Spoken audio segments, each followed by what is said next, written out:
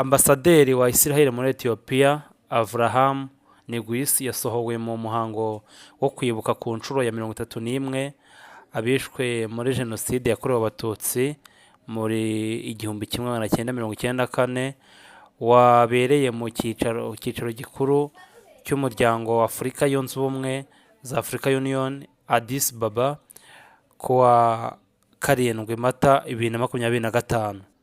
Minisiteri y'Ububanyi n'Amahanga ya Israel yatangaje ko Ambasaderi Avraham Negwis yasohowe mu nama nyuma y'ubusabe bw'ibihugu bigize Africa Union byavuze ko bidashobora kwifatanya nawe mu muhango wo kwibuka Jenoside yakorewe Abatutsi.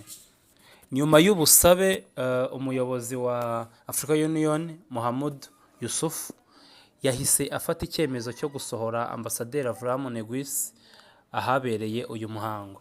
Kugeza ubu ntiharatangazwa impamvu uyu mudiplomate yasohowe, gusa abakurikiranira hafi bya politiki bavuga ko bifitanye isano no kuba Israel ishinjwa gukora Jenoside muri Gaza ndetse ikaba yaramaganywe n'ibihugu byinshi bya Afurika birimo na Afurika y'Epfo yayigejeje no mu nkiko. Mu itangazo Minisiteri y'Ububanyi n'Amahanga ya Israel yashyize hanze yagaragaje ko itanejejwe n'igikorwa cya Africa Union.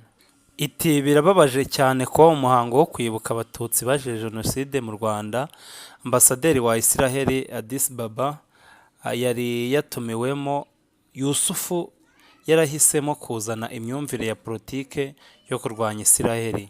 Iyi myitwarire ntabwo ariyo kwihanganira kuko mbere na mbere itesha agaciro abishwe ndetse ikagaragaza ukutavuga rumwe ku mateka y'Abanyarwanda n'Abayahudi. Minisiteri y'Ububanyi n'Amahanga yakomeje ivuga ko tugiye gufata ingamba za ngombwa mu bya diplomasi ku barebwa n'iki cyemezo mu kugaragaza uburyo iki gikorwa twacyakiranye uburemere.